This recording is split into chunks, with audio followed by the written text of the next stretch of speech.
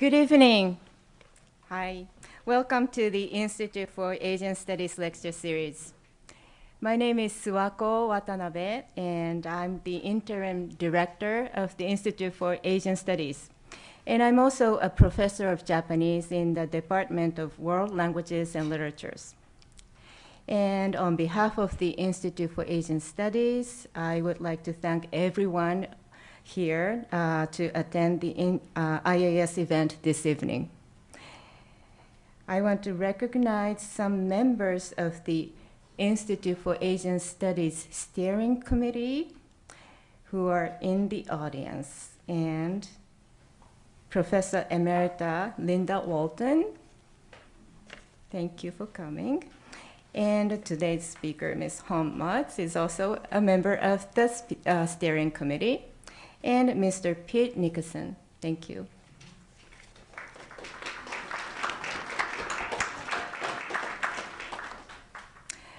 The purpose of the Institute for Asian Studies is to support the university's mission of internationalization by hosting lectures and events like the one this evening. And our goal is to promote and enhance understanding of Asian societies, peoples, and cultures, not only for students and faculty at PSU, but also members in the wider communities. And there are many ways in which we understand and learn about different parts of the world. And we hope that our programming provides such an experience for everybody here tonight.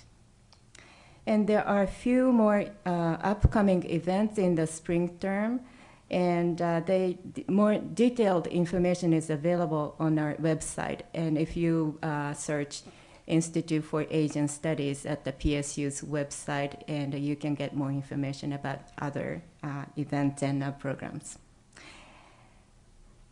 The majority of the speakers in our lecture series are experts in academic fields, typically, but today's lecture series is called Engaging Asia, Lessons and Perspectives. And it highlights individuals who have an in-depth experience working with real people in different parts of the world, as if scholars don't work with the real people. But anyway, this Engaging Asia, Lessons and Perspectives series was first kicked off by Mr. Pete Nicholson's talk. And he talked about his experience of working with Nike in China. And the second talk was done by Miss Meryl Keane, and she's an attorney, and she shared her expertise and experience related to the anti-corrupt policies in the United States and China. So at the Institute for Asian Studies, we are pleased to bring in a variety of perspectives, from academic to real-world views, and perspectives of people in the United States, as well as individuals who were born and raised in an Asian country. And we hope that the lecture series serves as a forum to connect students, faculty, and community members. Now, let's turn to today's talk, and I ask Mr. Pete Nicholson to introduce our speaker today. Thank you.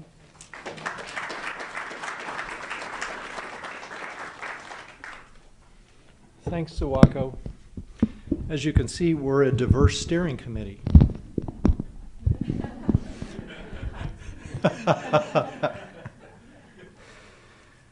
Before I introduce our speaker, I'll make a little advertisement. I've lived and worked and invested in Greater China for 30 years and repatriated here to Portland maybe a decade ago now, and was struck by the lack of a center of gravity here in Portland for understanding Chinese culture. We have a lot of organizations that endeavor to do so, but we don't have a center of gravity. And I think that Portland State is perfectly placed to become that center of gravity, and that's our intention with the Institute for Asian Studies. To be a little bit more specific to what Suwako said, having this format of speaker is important to illuminate the citizens of Portland and Oregon about the realities of the cultures, and we also invite academics to come and speak. We've had 2 so far that were fascinating and spot on, and I think even the experts would find that to be the case. The only advertisement I would have to say is that to bring those speakers here, Hong, myself, and the other speakers in the practical aspect are free. You can have a cup of coffee. That's your but the academics, we've had one from Harvard and one from Seton Hall, cost some money. If you're so inclined to make a contribution to the efforts of the Institute, they'd be appreciated. I'm absolutely delighted to introduce to you Hong Mautz. The great proletariat cultural revolution was a social movement in China that was aimed at eliminating capitalist and traditional Chinese characteristics from Chinese society. It was started by Mao. It lasted, depending on who you talk to, about 10 years, from 1966 to 1976. And I can remember in the early 70s as a student of Chinese, listening to or seeing movies that came from China, propaganda, looking at the periodicals that were available at the University of Oregon Library, and using the textbooks that we had for first-year Chinese at University of Oregon, which came from China, and we learned words like bunker, proletariat, cudgel, bone and sinew. Fascinating. From the standpoint of that, of my perspective in the early 70s, the Cultural Revolution looked pretty neat. They were really going to change their society into something modern, something that had been old and archaic and really dysfunctional into something that was modern and useful to them. Then the bamboo curtain came down with the advent of Deng Xiaoping, Mao's death, and we learned some different realities. Hong was born in Beijing. She applied and was accepted into a national program at Beijing University, 6-year program, where she earned 2 degrees, one in English and one in communications. She then went to New York University and got her master's degree in journalism. She, I should say, before she came to New York University, she worked in the central government Ministry of Culture, went to New York, got her master's degree, and then worked for a variety of well-known media outlets across the country. Then she met a boy from Pendleton. He purported to be a man. Yes, he is certainly a man now. And we have him to thank for bringing this wonderful human being to our presence here in Portland. She owns and operates a company here in Portland called Chinus Cultural Promotions. And there is a list of projects that are notable, the most recent of which is she's involved in helping the Juilliard establish a campus in Tianjin. Hong, with somebody of your character and your knowledge and your experience, I have great confidence in the future of the relations between our 2 countries, China and the U.S. Please join me in welcoming Hong Mautz.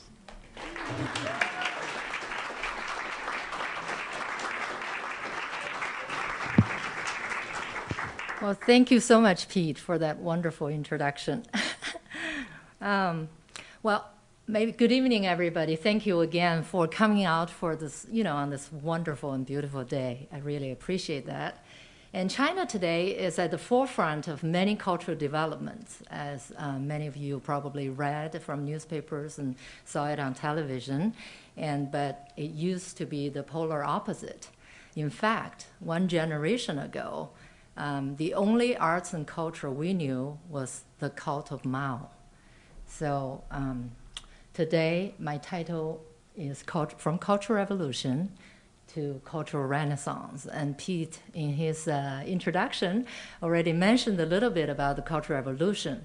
I am going to talk a little bit more about it because it's the talk of my context, and I'll give some personal perspective.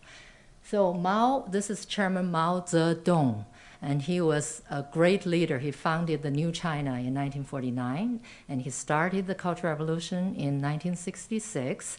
Basically, he shut down the nation's schools and mobilized youth, the young people, and they were called the Red Guards, and they were a paramilitary type of group. They were taken to task, the current leaders to task, because the leaders embraced, in their view, the bourgeois values at the time. And this is Mao from his youth time and evolving into a great leader. At the time, he was the only thing we knew and the only person we knew. He was omnipresent in our lives. Basically, he was a deified figure, and the youth mobilization quickly formed into a personality cult around Mao. So everything was around him. And we basically woke up, the first thing we do was to chant, "Long live Chairman Mao, Mao Zedong万岁," in front of his posters that was everywhere, in China. Long live Chairman Mao. And that was his iconic movement gesture, I am pointing to the direction, everybody follows. So that was the posters you see throughout the Cultural Revolution. And of course, when Cultural Revolution started in 1966, I was very young, so I did not remember the early years. I do remember, however, once we were in elementary school in the late 60s, early 70s, we were definitely impacted by the Cultural Revolution. So at the time, China, I have to talk a little bit about the administrative structure at the time. It was called the danwei. Danwei is loosely translated into a work unit. Work unit means basically if you are a factory worker, you belong to the factory, and your factory is a work unit. And if you're a professor, you belong to a university or a school, that's a work unit. So the work unit usually has a compound, basically a walled compound, because the Chinese cities were basically made up of walled compounds. So in each of those compounds, you need to have one of these Mao statues, life-size, in the center usually of the compound. And for each household, one of those Mao's bust. Yeah. So you display it right in the center of the family, desk or whatever. Then for each person, you need to wear a Mao's pin. So these kind of pins are everywhere. All of us wore one. I remember my parents had a very extensive collection of these pins, and I would, when I was a child, I would like to play with them because they were the only thing that came in different sizes and shapes and colors. And I especially like those ones like these. Those ones are with night glows. I mean, at night I would put those under the cover and look at them because they have the night glow, and the color was fascinating. I was fascinated by that. That at the time, that's the only beautiful things and colors and shapes we saw and was available to us. So we grew up with this, all this image, basically Mao, inside of our heads. Basically, it's ingrained in our national psyche for my generation. Yeah. And propaganda, yeah, I was going to say. So going back a little bit, today's talk, I was going to focus on the art and fashion and culture. So now this is the art part, because when you talk about the Cultural Revolution, there are so many things you can talk about it, it's very easy to deviate and digress. So I just want to focus on these three areas. The propaganda posters were everywhere. The nation's artists, sculptors, and craftsmen were all mobilized to make these type of propaganda posters. They all have a political message, which is to serve the Mao purpose at the time. The iconic gesture we saw, and the characters there said, 紧跟毛主席在大风大浪中前进, meaning follow our great leader, Chairman Mao, in the big storms and the big winds, basically just follow him. And this one on the left is a very iconic picture of the time. There are three classes. Mao promoted them. It's the peasants, workers, and soldiers. They were the revolutionary classes during the Cultural Revolution. And the intellectuals and artists were condemned. They were the bottom of the social ladder. They were in fact called the Stinky Nine, 臭老九, 臭老九, Stinky Nine, on the bottom of the social ladder. So at the time, I'm sure you have maybe read some novels or newspaper reports about the Sandang youth. Those are the young people who were sent to the countryside to get not re-educated, basically, re-educated from the farmers and peasants. So many of those kids were from very bourgeois background families. Some of their fathers were either artists or great literary minds or translators of foreign literary works or intellectuals. So they were considered the, bad social backgrounds. If you are a descendant of one of these three classes, farmers, peasants, and workers, you were spared of any of the hardship. So you basically survive all the persecution during the Cultural Revolution time. If you say, my father or my mother was one of these three classes, that was glorified classes. Posters like these also basically advocated Mao's sayings of the time. And these ones I want to point out. The middle one on the top row says, we must liberate Taiwan. So, 我们一定要解放台湾.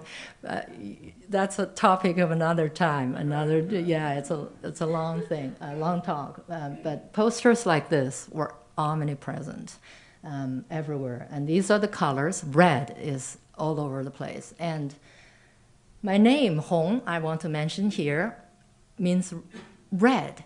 Hong means red. The very common character means red. So during the Cultural Revolutions, many girls born in the 60s and 70s were named red. Liu Hong, Li Hong, Wang Hong, was a different family name. All Hong means red. But my uncle, who was a writer at the time, and said, well, everyone is red, so let's just pick something which also rhymes with red, but is a different character. So he chose the character rainbow. So my Chinese character Hong means rainbow. So a little bit more color than red. So, and this one is interesting. It's because the one on the right, it says, down with all the criminals and bad elements of society. The one on the left is down with the Americans. American invaders and its followers. At the time, we see a lot of these, Mao regarded America as an imperialist at the time. So, so the Cultural Revolution time, that's basically what we saw, propaganda posters and Mao-themed, Mao-centered pins, statues, bronze statues, and all of that. Very limited access to anything. We had no idea of the great art in the West. No idea of who Monet, Manet, and who, Cezanne and Van Gogh were. And we didn't even know who the great Chinese artists were before the Cultural Revolution. And all we knew were the Mao posters. We didn't know who the artists were because they did not promote individual artists. Conformity was the key and paramount. No one was singled out. So you don't know the names. Right now, the artists are, promoted, and you gave credit to single painters or, dancers. But at the time, you never mention the person's name.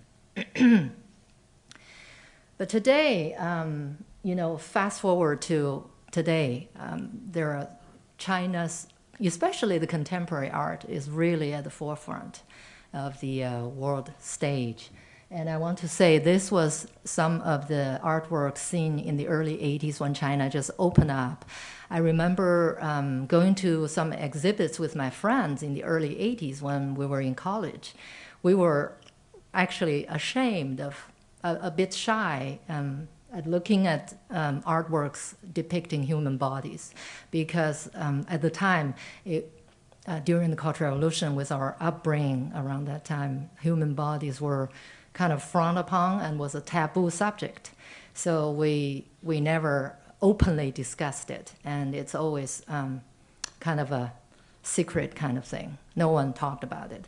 So in the early 80s, when these kind of artworks started, we were not used to it. And but after a while, because after, I guess, the suppression for so many years of the human creativity, artists just exploded with their creativity drive, and they burst with all kinds of,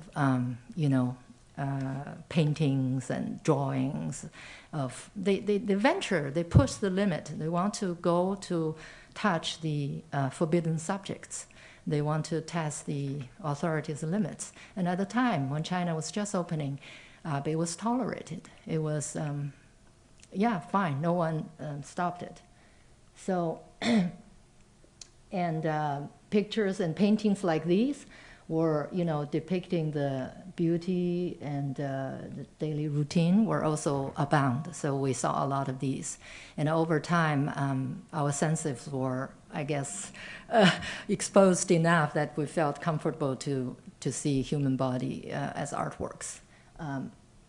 And today, of course, there are lots of art districts designated by government, local governments promote them. For example, Factory 798, maybe some of you have been to China, you have been to this area. The local governments basically, this used to be an abandoned factory. They were producing wireless radio equipments. And in the 50s and the early Cultural Revolution period, the factory was abandoned. No one was working. Remember, the Cultural Revolution put the economic, cultural, and any output, production, to a halt. So the factory was, basically in waste, lay there in waste for a long time. So in the late 70s, artists found the abandoned buildings, and then they moved in. They moved in to take advantage of free rent, and no one was, controlling that area. But soon many took advantage, too many, and that took the attention of the government, and they started regulating it.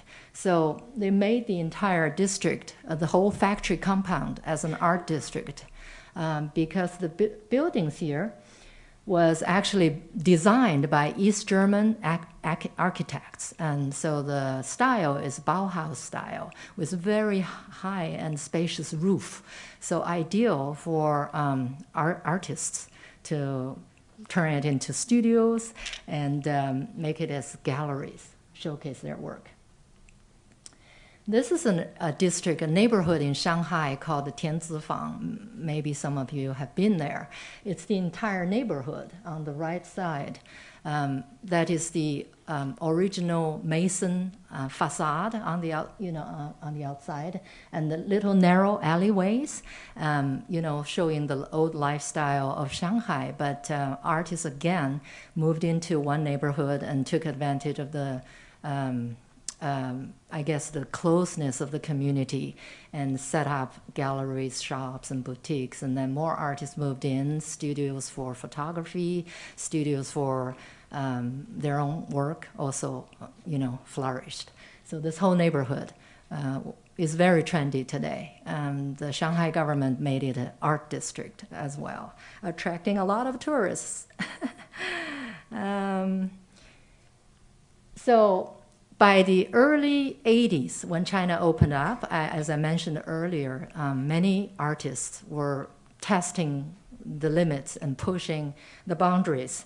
So a group of them that's worth mentioning is they were actually independent and were underground. They were not officially recognized as artists from the Association of Chinese Artists, 中国美术协会. They're not part of those. They were independent. And one of them is Zhang Xiaogang. His work, he basically painted, this is his style. Basically, you see a lot of these photographs in black and white during the Cultural Revolution time of each family. Every family had a photograph like that. So he reminisced the Cultural Revolutionary time to paint, a family. He has a family series, but he would always give a color, apply some either a green uniform color or a red face on somebody's to make it stand out. He is a very well sought after artist in today, and he's like one of the most famous contemporary artists. And his work, one of his family series work called Comrades, number 120, was sold at Christie's for nearly $1 million, at auction houses. And this one I singled out for today is also very representative of the Chinese contemporary artists. His name is Xu Bing. If you recognize the Chinese character, you can see the bottom means bird, right? 鸟, bird. Then it slowly evolves into, suwako, you probably know. It's the Japanese form 鸟, right? And then the traditional type of Chinese character means bird and goes up to the shape of the bird. And finally, the bird on the top. Or if you look from the top, it's a bird evolving into the characters. Yeah, so, and this one was sold in 2006 for $408,000. And Xu Bing is a very well-regarded artist, and he actually studied in New York for, I think, maybe over 10 years, and he was invited back to be the deputy president of China Academy of Fine Arts, Central Academy of Fine Arts. And one of his other very famous work is called The Book from the Sky. Basically, he deconstructed the Chinese character. The Chinese character is square, and with particles form one character. He deconstructed them and put them together according to his thinking. So no one can really read any of these characters. So we call them Book from the Sky. Basically, it's Greek. 天书, no one can read them. One of his contribution that worth mentioning is he also assigned an English letter, 26 of them, to a Chinese equivalent of the particles. You can see A, he used that symbol, B, C, D, E, F, G. Then he put a character together here. I try to figure it out. I think it's Gang, G-A-N-G. Gang. Yeah. But we actually, my company invited him here in 2010 as part of the China Design Now exhibit at the Portland Art Museum, and he gave a talk and also at Reed College. So he's a well-known artist in today's China and world. Now let me move on quick to literature. When I was growing up, the only literature I knew was Mao's Red Book. It was everywhere. This red book documented all his sayings. Every word was in this red book.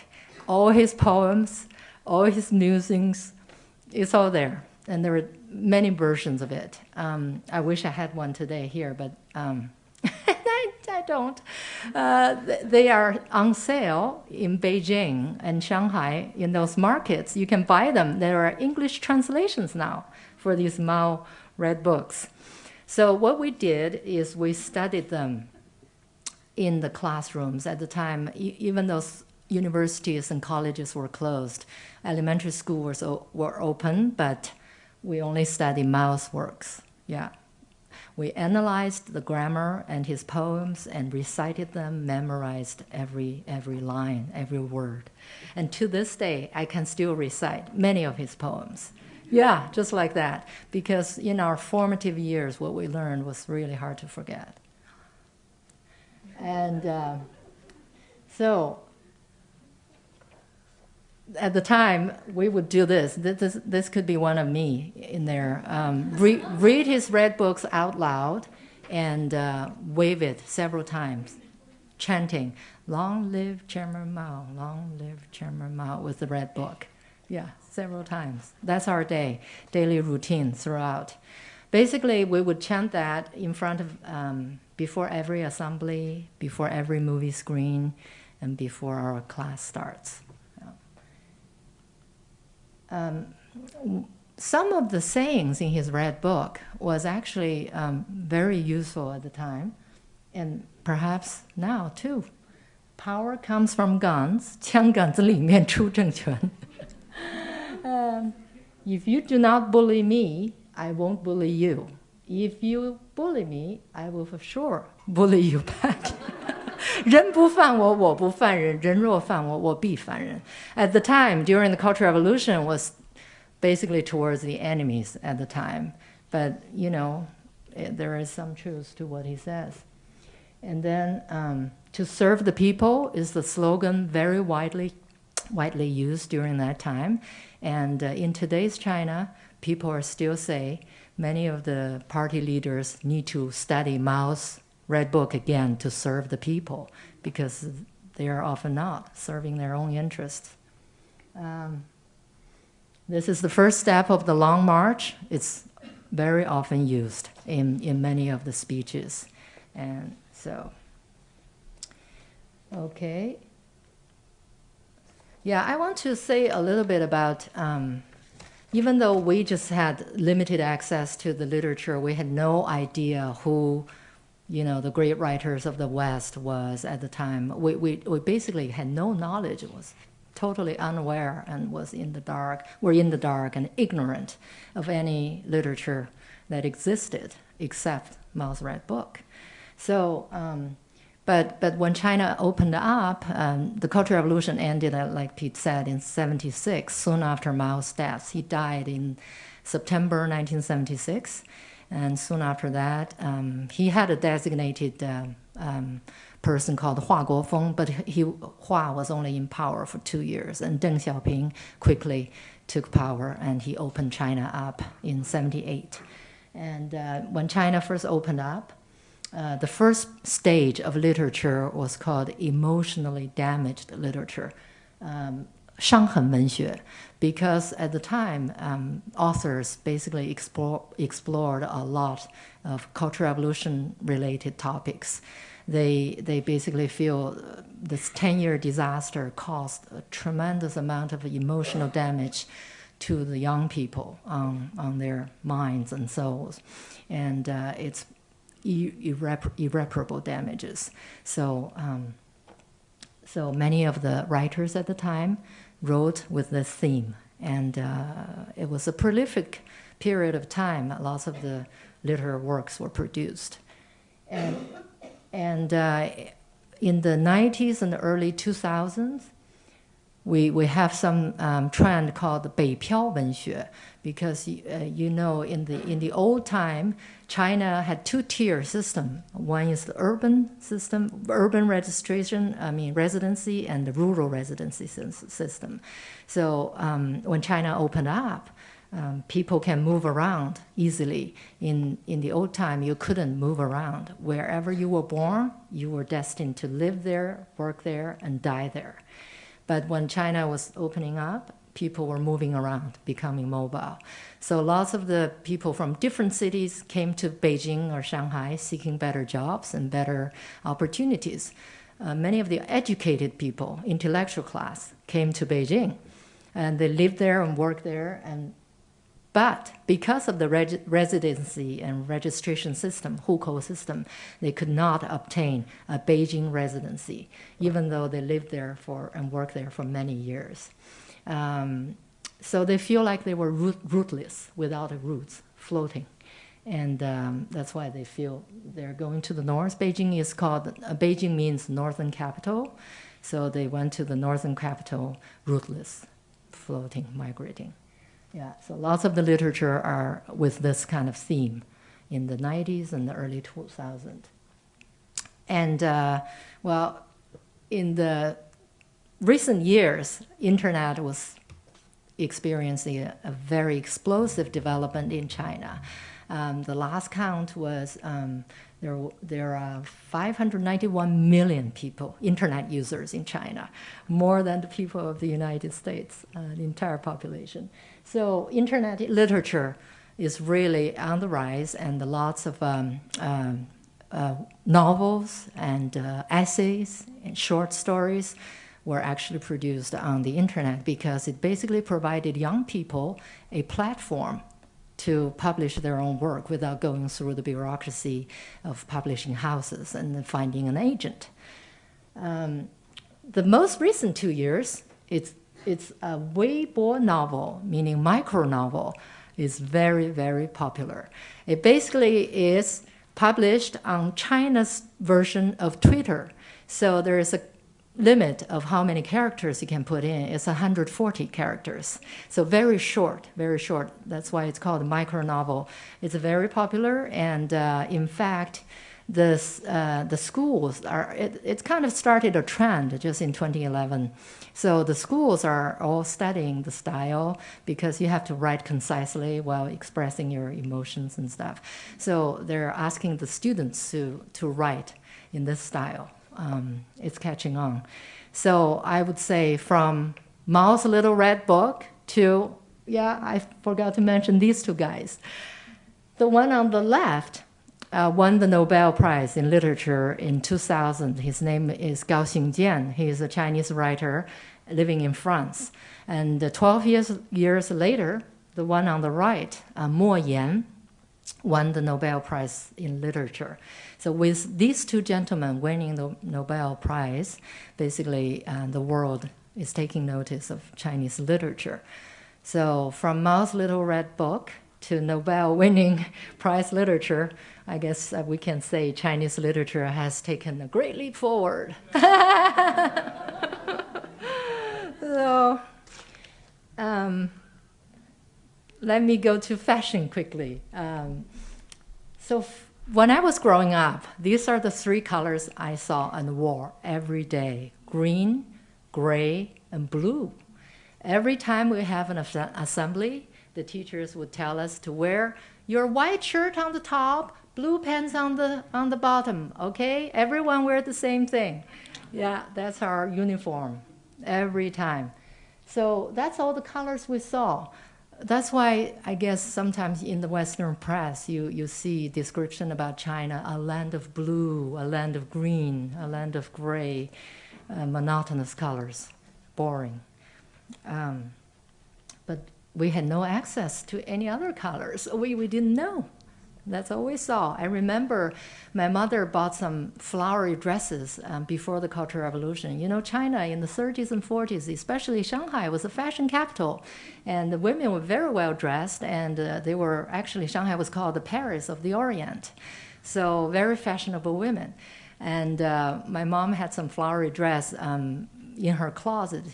She somehow managed to save, and I would try them on and look at myself in the mirror and feel very pretty. I just wished I could wear them outside, but I can't. So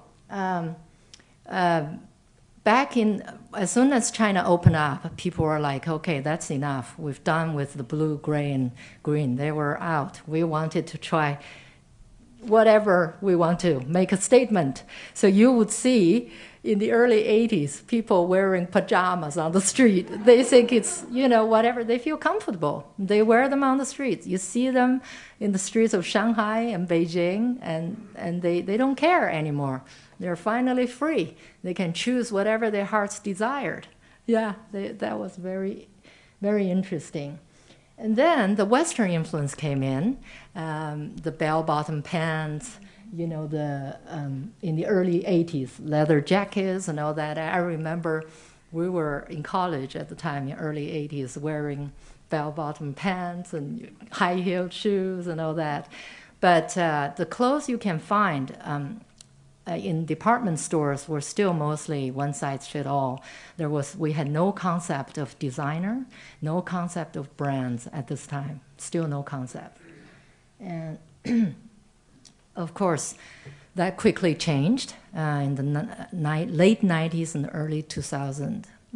Designer brands started coming in, flooding the Chinese market. And you would see at the beginning, foreign brands, very famous ones, their boutiques would line up prime locations in major cities, but mostly people just watch, you know, window shop. No one could afford to buy those designer brands. And some of the domestic designers, fashion designers, started to test their waters to put their products on the market.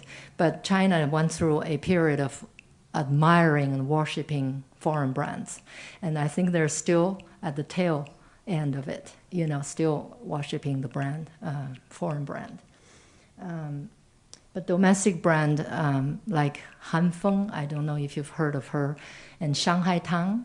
Shanghai Tang has shops in Madison Avenue and in Los Angeles, Beverly Rodeo Drive. His label basically says "Made by Chinese." Yeah.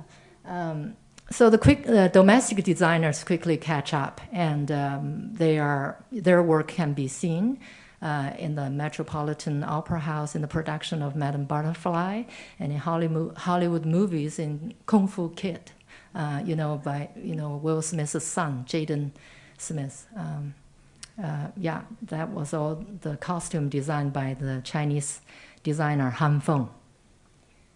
And in fact, the Chinese First Lady, you know her, Peng Liyuan, right? She is a very famous singer, mostly folk songs, and she only wears Chinese designers' clothes, I guess, doing her part to promote the domestic brands. And when he went abroad with her husband to Russia, to Holland, to Germany, she wore only Chinese designer clothes like that, elegant. Okay, that was my bit of a take on the fashion and literature.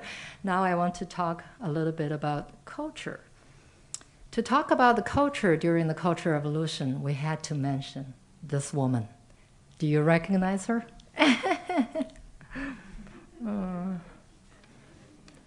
Madame Mao. It's the wife of Chairman Mao Zedong. She was an actress in the early 30s, in the 30s.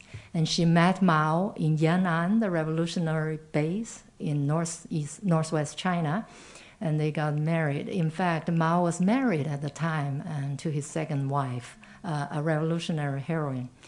But she managed to have them divorced and married him. Yeah. Madame Mao, we have to say the culture during the Cultural Revolution was all about Madame Mao because she was the creative force behind anything that can be called culture during that time.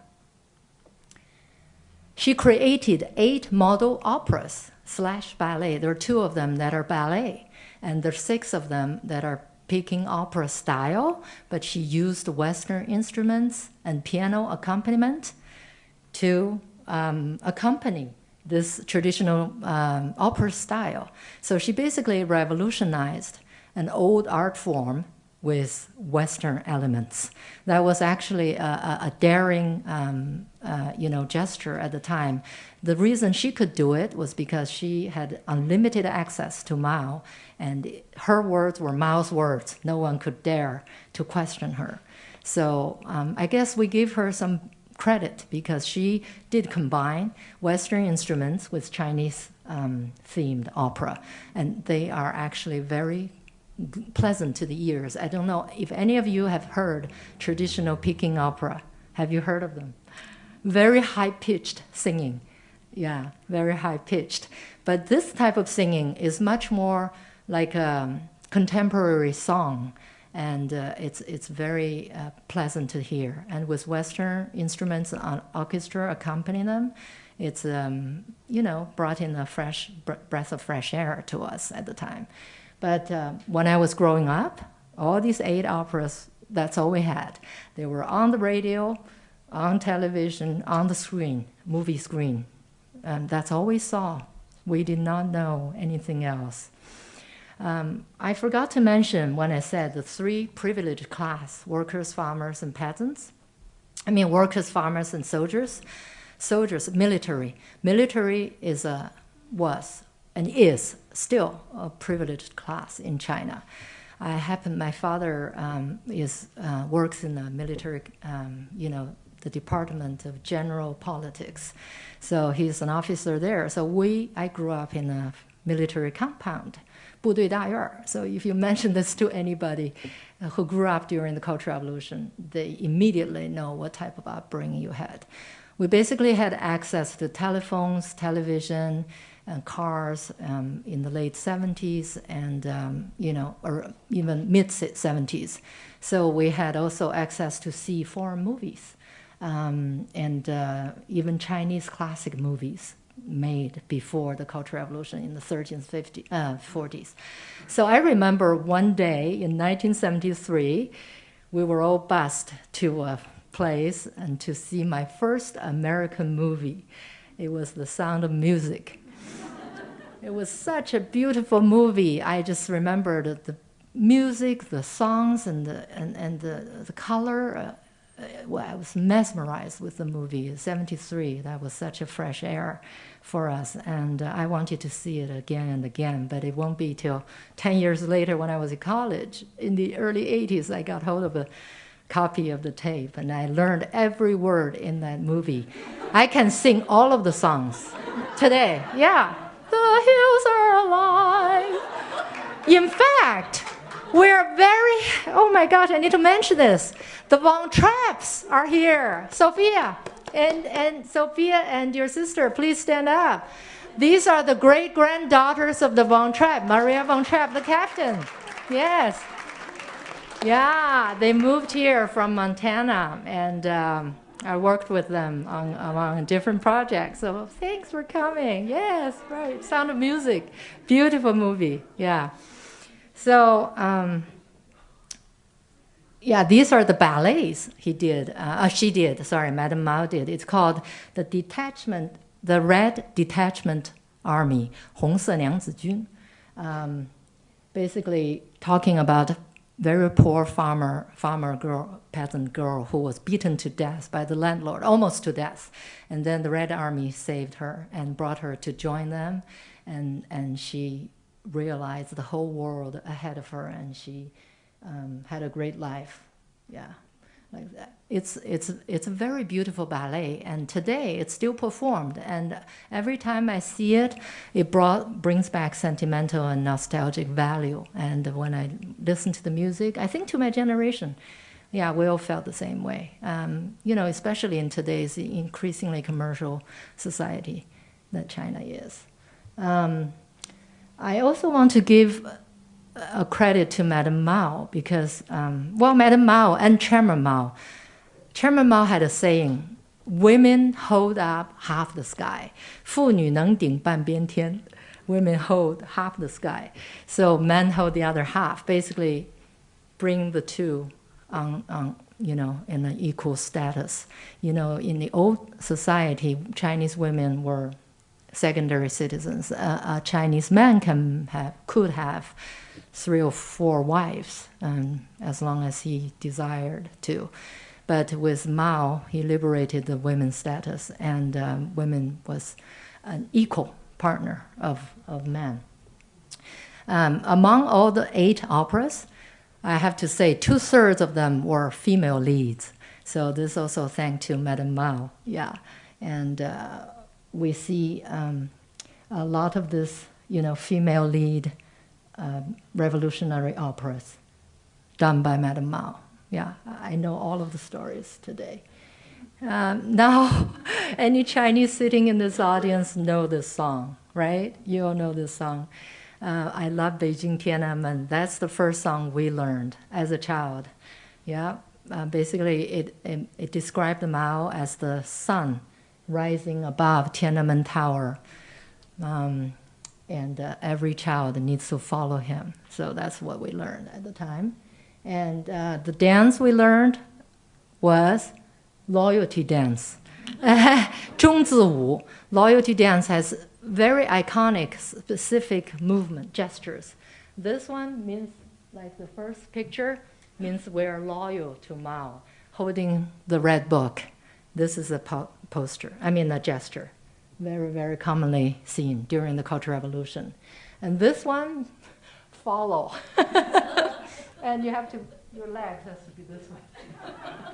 You follow Mao, the direction, wherever he points, you point it. And then you see a variety of versions. And this one means, down with anti-revolutionary elements, bad elements. So a very, very interesting time. But today, things have changed, especially the cultural landscape, and the government is putting a lot of money, investing heavily in the cultural infrastructure, building performing arts centers, concert halls across China. This is the National Center for the Performing Arts, and then we have the Guangzhou Theater that makes the, big, large-scale concerts available. I wanted to mention that at the time the music part, sorry, I forgot about that part a little bit, because when we were growing up, I mentioned the song we learned, all revolutionary. We had no idea who Beethoven, Mozart, Tchaikovsky, or we just didn't know. There was no access, no mention, so we were very ignorant, even about the great Chinese composers, the Chinese artists and composers we didn't know. So as soon as China opened up, when the Western music filled the airwaves on radio, we poured our passion. There was an outpouring of passion over Western music. Everybody just was like trying to catch up with lost time, couldn't have enough of it. I remember for my 20th birthday when I was in college, I just asked my grandpa to get me a tape recorder so I could record all my favorite opera arias and symphonies, and so I can listen to it before bed. And then the tape would jump up after I fall asleep. That's how I learned about all the Western composers and their great symphonies, and I know most of them, and also the operas, and I can sing many of the great arias in them too. So I go to all the Matt HD series. Of course, this is a comparison with the great facility China has today to the facility we had at the time. It's an auditorium-style meeting hall. That's where all the art, cultural stuff happened. So it's a great change. And I want to say it's a very exciting time now for any young people who want to, become the ambassador, cultural ambassador between China and the US. And it's a very exciting time now. My company in the past have brought some Chinese dance companies here, and we also brought American companies over there. Last year, we brought the Jefferson Dancers to China. We had a fantastic tour to 5 cities. And in 2010 and 2011, we brought the Beijing Dance Company over here. Some of my friends in the audience went to see them.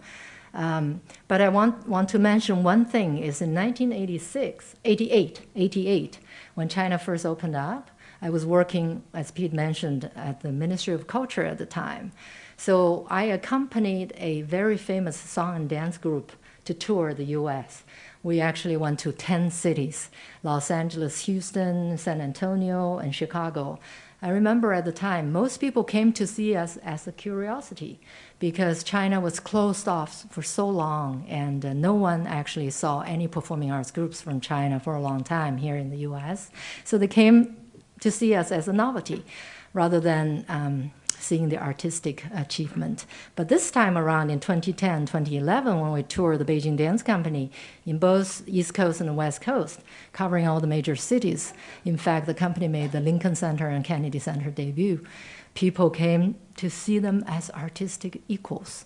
Basically, they look at them as an artistic, look at the company's artistic strength, look at what the China's new creative energy is after that grand showcase at the Beijing Olympics. So today's China, everything is very different. Art, culture, literature are all at the forefront of many world stages. So I'm just offering a little bit of my experience and my personal perspective, and hoping it will, encourage young people. I don't know how many students are here, but if you are thinking of getting into this area of work, it's a very exciting time. And I think, as the saying goes, think globally, act locally. So you can basically start here by coming to events organized by the Institute of Asian Studies and PSU, and get involved, get informed, and make educated decisions about your future. And I want to end with one of the Mautz verses in one of his poems.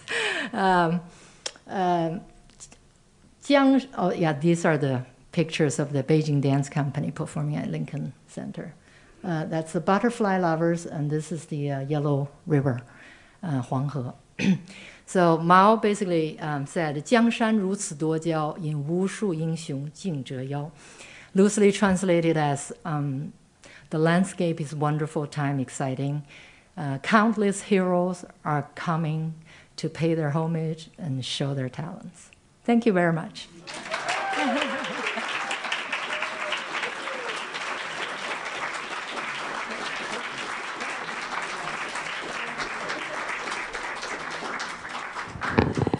Thank you, Han. That was a wonderful talk. And if I were, passing each other in town on the street, I wouldn't have no idea about what she has experienced. And thank you for sharing your experience and also, different perspectives about the Cultural Revolution. And now at this point, I want to open the floor for question and answer for about 10 to 15 minutes. So. Question. There was a film, maybe a couple decades ago, called From Mao to Mozart. Oh, yeah. I'm just curious, it had a great impact here. What sort of impact did Western music have in China, and when, and what kind really developed the fastest? Very good question. Thank you, Bill. And I forgot to mention actually in the talk, as I said, Western music, when China opened up in the early 80s, late 70s, Western music started filling the airwaves. And there was a huge outpouring of passion, and myself was one very devout classical music lover. And as we become parents, we will urge our children to pick up a Western instrument, either the piano, the violin, or cello. And so there are many, many kids in China are learning one of the Western instruments. One count is 20 million kids are learning the piano at one count, and many are learning violins. So there are lots of piano schools and violin studios available in China in the big cities. During the weekends, parents shuffle their kids to learn the piano lessons, have piano lessons, violin lessons. And, Lang Lang, the pianist Lang Lang, Yun Di Li and Yu Jia Wang, all of them only feel this trend. And in fact, Juilliard, Pete mentioned that I'm working with them. Juilliard also enrolls increasingly more students from China because they see this increasing talents coming from China. That's why they're exploring opening an overseas campus in China to tap into this talent pool. To go back to your question about the impact of Western music, I remember in 1980, Philadelphia Orchestra came to Beijing. That was a groundbreaking tour, almost like the ping pong diplomacy that opened China and the United States in the 70s. This was the first Philadelphia cultural ambassador came.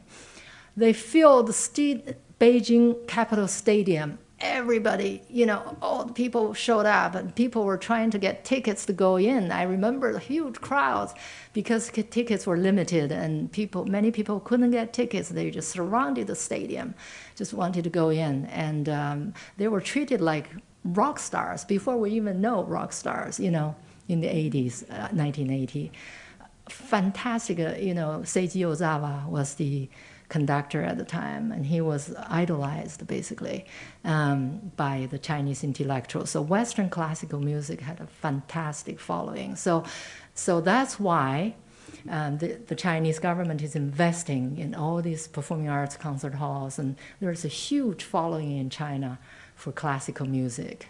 So even though here people are sort of young people moving away from it, it's not an expert opinion, but from what I understand, from what I talk to my Juilliard colleagues, but China, people are catching up and loving classical music. Yeah.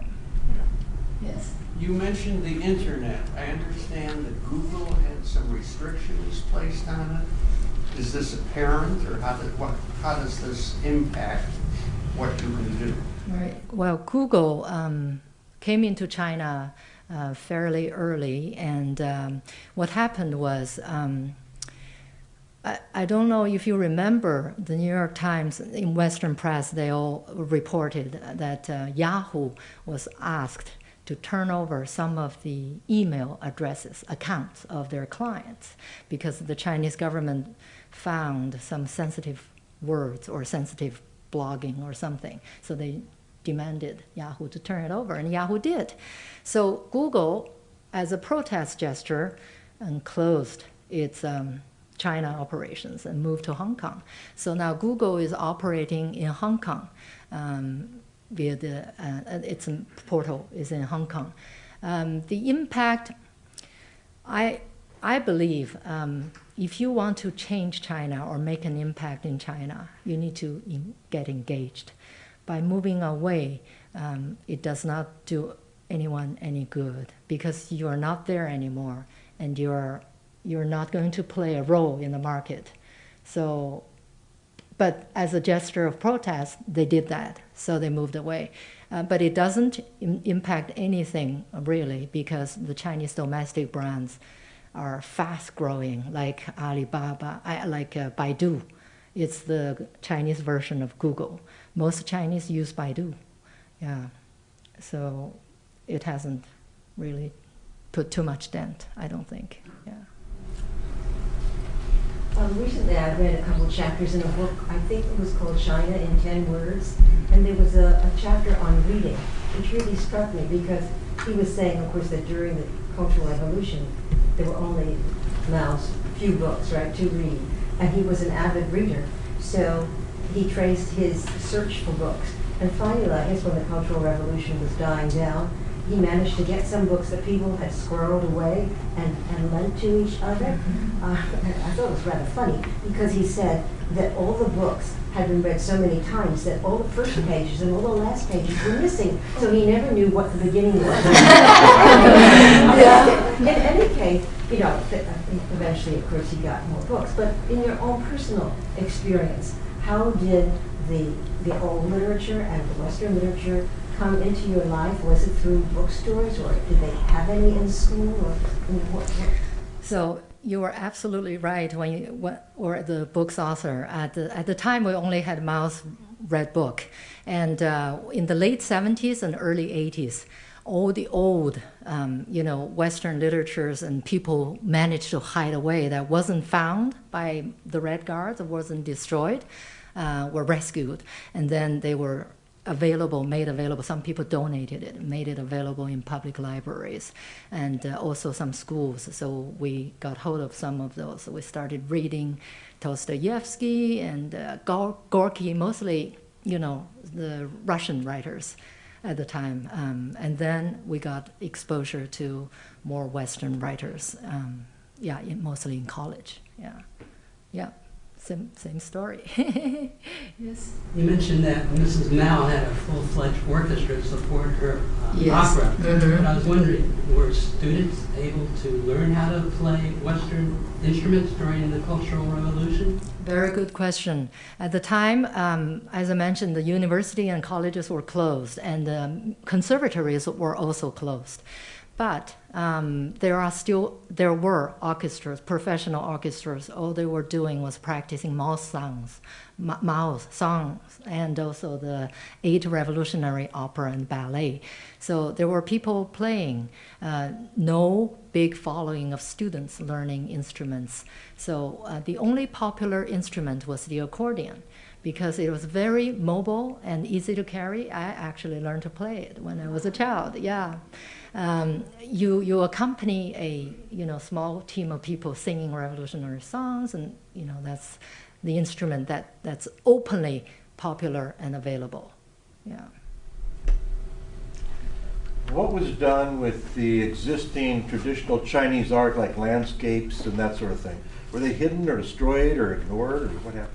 Yeah, during the Cultural Revolution, many of the what Cultural Revolution did was basically Mao think everything old need to be destroyed. Any old masterworks, literary, artistic, musical, anything needs to be destroyed. If the Red Guards got hold of them, they usually went to the artists' homes and just dig through.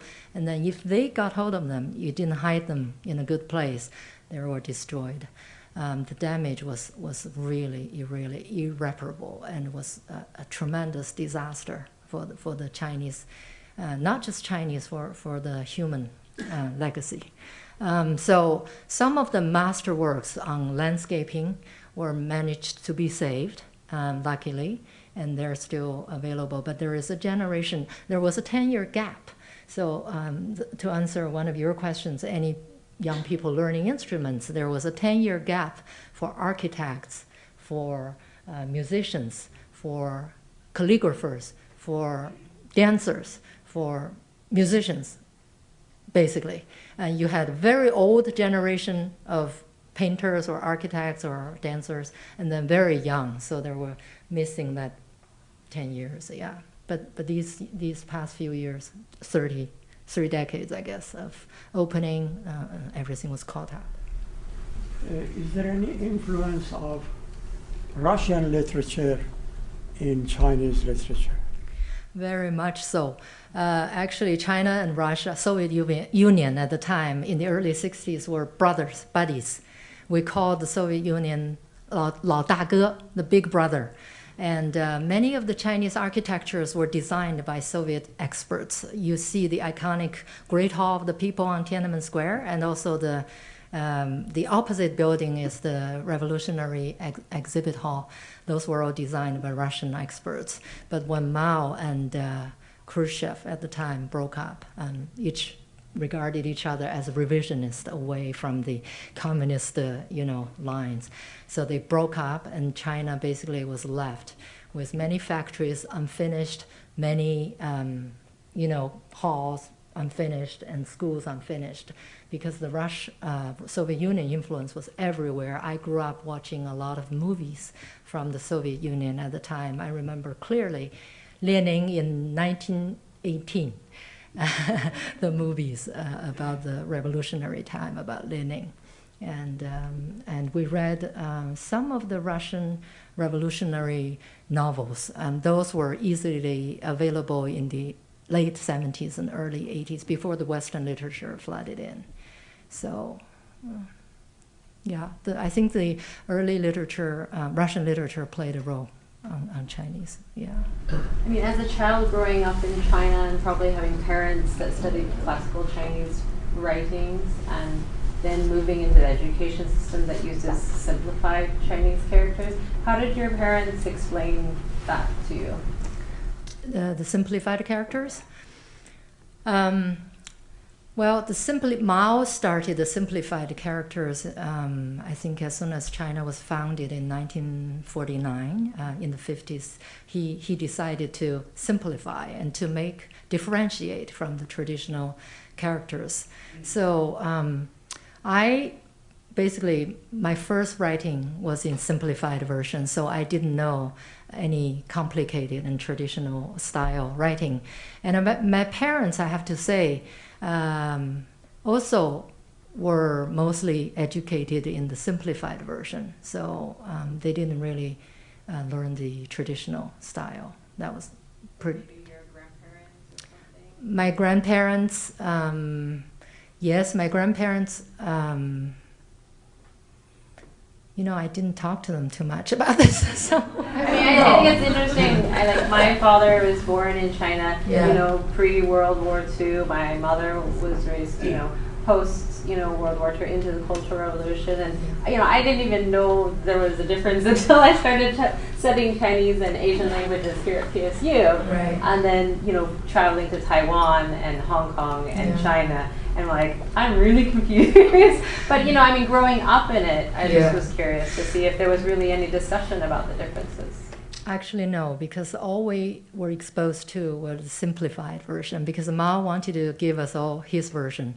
And so it's later, actually, I learned Taiwan and Hong Kong used the traditional style characters, which was very close to the old Chinese, the classic Chinese. And but we grew up, basically our brain was washed with simplified. Mao wanted to make a difference from those, entities like Taiwan and Hong Kong. Was there birth control during the Cultural Revolution? What did they do? Birth control, very good question. Actually, I would say no at the time, because in the early 80s there was a population explosion. Remember, Soviet Union and China broke up, and Mao was afraid that Soviet Union was so powerful with all the advanced weaponry, they could invade China easily. So he said the only way we could counter the Soviet Union was by having people. People were the power. So he encouraged women to give birth to lots of children. So the women who gave birth to more than 10 were honored as heroine mothers, 英雄母亲，生10几个孩子那时候。生特别多, no population control, no birth control. So the population explosion happened in the early 60s. And then, all these people have children. That's why we have close to 1.4 billion people now. And the population control only happened in the late 70s. When Deng Xiaoping came to power, they realized the resource scarce China needed to do something about the population. That's when it happened. But the very effective enforcement started in the 80s, because I know some of the people who were born in the 80s, they still have siblings. Yeah. And in the rural area, it wasn't as strictly enforced, because there are lots of variants to this policy. If you were born to a rural farmer's family and your firstborn was a girl, you're allowed to have the secondborn. If you are an ethnic minority, which China has 26 different ones, you're not subject to the family planning policy. Yeah, it's very strict in the cities. If you are having a second child, you will lose your job. Yeah, in the cities. Yeah, and the family planning committee, every neighborhood has one. They would count who are in the reproductive years, which youth, and then they would, basically knock on your doors and give you the pills or the whatever tools you desire to use. This, on the contrary, I want to say, family planning issue, birth control, is widely talked about, openly talked about, and abortion. Yeah, people don't shy away from this. Yeah. Maybe 2 more questions. Yes. Not changing the subject, but yes, changing the subject. The artist OYY, he was here. The first time I saw him here was maybe 7 or 8 years ago throughout a museum of contemporary art, and I was so impressed because his traditional knowledge and what he has created was so fabulous and fantastic, and it was done with humor. And make a long story short, a couple of years ago, our museum of show a film, a documentary film that he had a studio built in Bing, Yes. and then it was burned down. Yes, yes. So how's his status now? What happened to Ai Weiwei, who is the most outspoken and well-known, I guess, in the West of Chinese contemporary artists, is he is a son of a very famous Chinese writer, Ai Qing, and the authorities never touched him before he became involved with the Sichuan earthquake. You know, in 2008, there was a huge earthquake. It happened in Sichuan, Wenchuan. Millions, not millions, sorry, hundreds of thousands of people died, and many of them were school children, because the government would built, I guess, shoddy school structures, and while their own office buildings stayed intact, you know, during the earthquake. So he was very upset, and he started an investigation. He basically did a list of all the kids that died. He had a list of them, so he would knock on doors and talking to people over there. So the authorities were very upset and thinking he was trying to provoke them. So they started putting him on notice, and he was on the authorities' radar since then.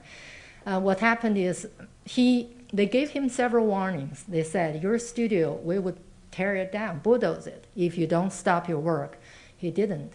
He made his artwork and installation work with all the school bags of all these children to memorize. Very impressive artwork, yes. Also brought income to the country. Right, but with a very strong political message. So the government took notice, and then when he didn't pay attention to the warnings, they bulldozed his $2 million brand new studio in Shanghai. And that was a huge warning. And today, last year, I think, or 2012, he was detained for maybe a month or 2 months, without any reason. They're saying he evaded tax. So they didn't send him to prison, but they detained him for that long. And then they forbid him from going abroad to attend all these exhibit openings, galleries, and stuff like that. So he was under house arrest for a long time. There were plainclothes police around his compound. In fact, I took a group of students from the Pacific Northwest College of Arts here in 2009 to visit his compound. And we talked to him. At that time, he was relatively free. But now he could only transmit his artwork and get his message abroad through internet. Somehow he could manage to do that, yeah.